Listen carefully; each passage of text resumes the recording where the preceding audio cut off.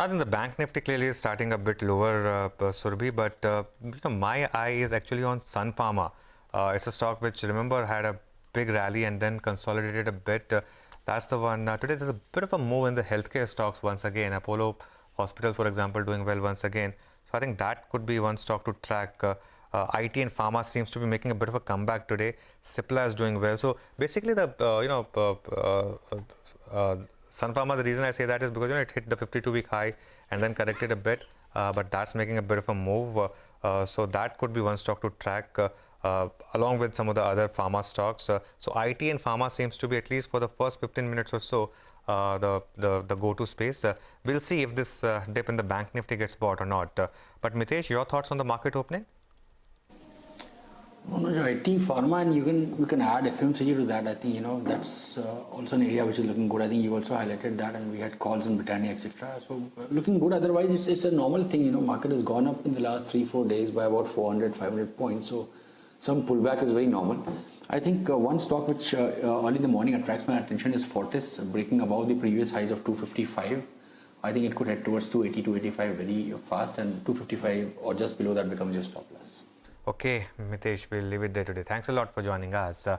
Mahesh Patil is joining us now, CIO of Aditya Birla Sun Life AMC. Mahesh, good morning. Thanks for joining us. Good morning. So, how are you approaching this market? There's been, after the massive rally of July in the broader market, up until July, there's been some consolidation or correction in the broader market, but the Nifty is moving on. Your thoughts? Yeah, so I think the market now is reached at a level where it's trying to look at more data points, right, to gain higher from here. But at the same time, what we're seeing is now for the first time in the market that it's becoming much more discerning in terms of stocks. Earlier, we saw in the early part of the rally, everything went up. Even companies where the earnings were disappointed, they also moved up. But in this earnings season, what we're seeing is that companies where there have been disappointments in the earnings, those stocks have corrected and have been punished. And where there have been earnings surprises, those stocks are done well. So I think market is starting to differentiate that, I think, which is a good thing. And the big rally, what we saw in the mid cap and small cap space, I think to that extent, I think that outperformance, I think it is that's contained a bit. And I think, again, the focus is coming back on companies where the larger companies which have got much more stability, sustainability, I think those stocks are likely to do well. So overall, I would say the market looks to be fairly priced over here. Don't see any big upside from a very near-term perspective. And I think it will be driven to a large extent by individual companies where the earnings outlook in the next couple of quarters is going to be good. Okay, Mahesh, good morning. So that's largely been the technology space, right? I mean, stocks have been moving higher despite steep valuations, despite perhaps a lot of the, it being a very overcrowded trade. But how do you approach it henceforth? Do you continue to buy into large cap or non-index large cap IT stocks, or is that a story that has played out? IT sector, you're right. I think though this quarter, if you would have seen, there was a slight disappointment in some of the large IT names in terms of their top line growth and also on the margin front. But by and large, the visibility on that sector over the next couple of years in terms of top line growth looks fairly strong. The pipeline is good. So I think this sector should continue to be very steady in terms of, I don't see any major volatility in the earnings in this sector. Valuations are on the higher side, so one should not expect any kind of re-rating over there. But I think around 12-13% kind of low teens growth is what is visible. I think to that extent, I think one can expect return in the sector. So I think while the sector continues to be a good defensive in this market, and considering the fact that the overall market returns also we don't expect to be very high in the coming years. So IT should be a good sector to be in the portfolio, which can provide stability. And we are currently neutralish on that sector. Okay, got that. Mahesh, good morning. Good to have you on the show. What about financials? We're at the end of a very interesting earnings season where actually PSU Bank numbers have not been that bad. They have valuations on their side. Would you look at adding anything on the PSU side, or is it still all about private sector names? So financials, again, I mean, this quarter was a testing quarter for most of the financials because of the second wave. And we've seen the whatever the impact which was there is to a large extent being taken by the large banks or the NBFCs. And I don't see any major incremental disappointment over there.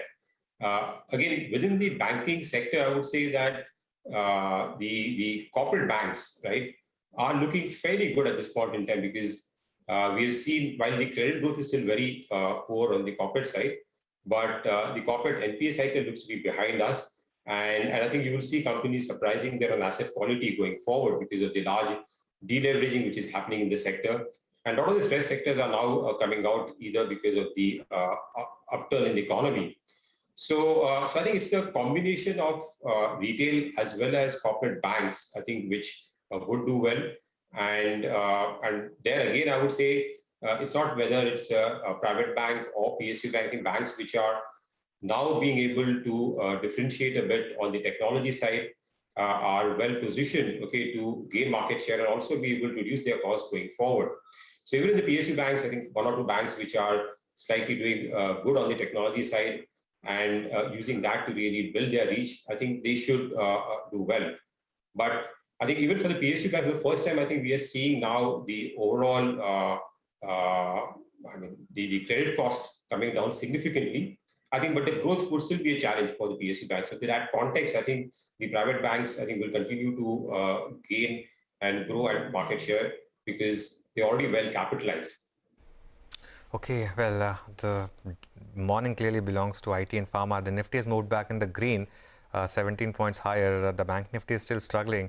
Apollo Hospitals is your stock of the moment, up about 4%. And, you know, just let me revisit both Sun Pharma and Cipla, both the stocks at high point of the morning, so doing quite well. We spoke about IT, but what about pharma, Mahesh? Because this quarter there was, you know, clearly some pricing pressure for a lot of companies, excluding a couple of them. But would you use this dip to buy in pharma?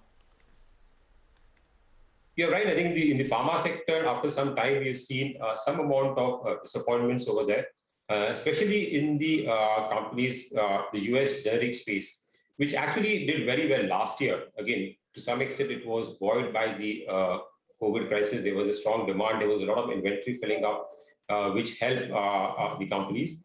But this quarter, we are seeing some pressure again. I think the large buying which was there, I think, to build up inventory, that has eased off. And some pricing pressure, though I don't think it is too alarming. One need not be too worried about it. It's probably company specific. I think the normal erosion, what we see in the US generic space around 4 to 5%, I think that will continue. But then again, I think it depends in the pharma sector about companies which have got the product pipeline to really compensate for that pricing decline and have got a strong product pipeline which will compensate for that. But in the pharma sector, I think the domestic pharma sector is what I think we prefer more going forward because that is likely to grow at around 10 to 12%, which is a very steady growth going forward. And again, some of the impact which was there because of the COVID in a few areas, I think we are seeing a revival of that, especially in the anti-infectives. So I think bias towards domestic pharma stocks, I think, is what will do well. But again, I think pharma will largely be a stock-specific story, and we're seeing that actually play out, right? Companies which have disappointed have seen some derating, and companies which have shown a steady performance continue to do well. So, I mean, the sector which can be looked at selectively, and I don't see any major challenges in the space. So since we're talking about the sector, and you know, Anu just referred to it as well, the hospitals and the diagnostic space, I mean, is it too late to enter into stocks like Apollo Hospitals, or is there more to go, considering that they're transitioning in a big way, you know, to Apollo 24/7, more on the online channel platform? Now they're getting more from COVID testing, from vaccinations, etc. So is this still a good space to be in? So diagnostics and overall healthcare, I think that sector looks fairly steady and promising. I think, especially after COVID, we're seeing a lot of emphasis on healthcare, and a sector which is still underpenetrated. There's a lot of long-term visibility for growth. So I think anybody looking at this sector has to take a longer-term view. So as you rightly said, the stocks are at upper end of their long-term valuation band. So there is limited upside one can see from a near-term perspective, but the really long-term growth story looks fairly intact. So somebody looking at a longer term view and looking for a more secular, steady growth, and the sector still looks good. But I would say the valuations are clearly in the higher side. So that makes us a bit wary over here. But I don't see any major shocks in this sector. And again, companies which are trying to move on to the digital side and trying to adapt that, probably they will get that premium, okay, which earlier was not there. So one has to really take that also into consideration. But the sector looks to be fairly steady and good long-term growth over there. Okay, by the way, the markets now turned into the green, and that's thanks to the firefighting that's happening from pharma, as Anuj mentioned. A lot of the consumer stocks, Lever, Britannia, Tata Consumer itself, a lot of them are also on the upside. So a bit of a defensive day playing out, and that's the market for you after that negative start. We're in the green. Mahesh, on consumer, where do you stand? Valuations have always been high, and even the new listings, I mean, they aren't exactly cheap, right? So how are you approaching the sector? So consumers can look into two parts. One is the consumer discretionary side.